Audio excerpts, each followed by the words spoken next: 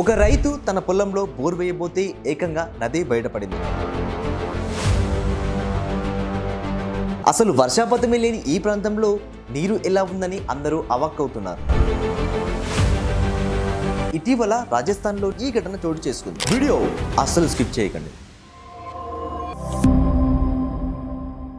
Hello guys, welcome back to channel daily bites Telugu. ఒక రైతు తన పొలంలో బోర్ వేయబోతే ఏకంగా నది బయటపడిందంట. ఆ నది పేరు సరస్వతి అని అంటున్నారు. విచిత్రమైన ఘటన ఏంటి అంటే, ఇటీవల రాజస్థాన్లోని జైసల్మేర్ ప్రాంత పరిధిలోకి వచ్చి తారక్గఢ్ అనే గ్రామంలో ఈ ఘటన చోటు చేసుకుంది. రాజస్థాన్ అనగానే అందరికీ ఎడారి గుర్తొస్తుంది. అలాంటి చోట నీరు మరియు గ్యాస్ బయటికి రావడం చాలా వైరల్ గా మారిపోయింది.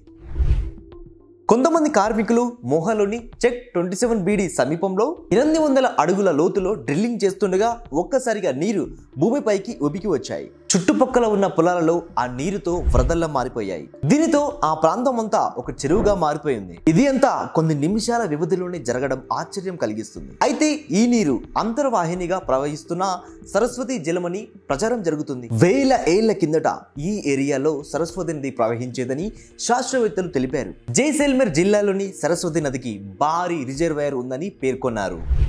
ఎడారి నుంచి ఈ రేంజ్ లో వాటర్ రావడం భూగర్భ జలాల లీకేజీ వల్ల సాధ్యం కాదని, అంతరించిపోయిన సరస్వతి నది కాల్వతో దీనికి సంబంధం ఉండొచ్చని నారాయణ్ దాస్ అనే గ్రౌండ్ వాటర్ సైంటిస్ట్ అభిప్రాయపడ్డారు. మనకు తెలిసిన విషయమే, సరస్వతి నది గురించి మన ప్రాచీన గ్రంథాలలో పేర్కొన్నారని. ముఖ్యంగా ఋగ్వేదంలో ఈ నది ప్రస్తావన 80 సార్లు ఉండడం విశేషం. సరస్వతి నది ఇప్పటికీ తార్ ఎడారి కింద ప్రవహిస్తుందని భౌగోళిక అధ్యయనాలు, రిమోట్ సెన్సింగ్ పద్ధతుల ద్వారా రుజువైంది. వాతావరణ మార్పులు, టెక్నికల్ ప్లేట్ల కదలికల వల్ల ఈ నది 5000 సంవత్సరాల క్రితం ఎండిపోయినట్లు చెప్తున్నారు. హిమాలయాలలో ఉద్భవించిన సరస్వతి నది వేదకాలంలో ఉండేదని అంటున్నారు. పంజాబ్, హర్యానా, పశ్చిమ రాజస్థాన్, గుజరాత్ గుండా ప్రవహించి అరేబియా సముద్రంలో కలిసేదని గుర్తు చేస్తున్నారు. సరస్వతి నదికి ఉపనదులుగా ఉన్న సట్లెజ్ మరియు యమునా నదులు తమ ప్రవాహ దిశలను మార్చుకోవడం కూడా సరస్వతి నది కనుమరుగవడానికి కారణం కావచ్చని అంచనా వేస్తున్నారు.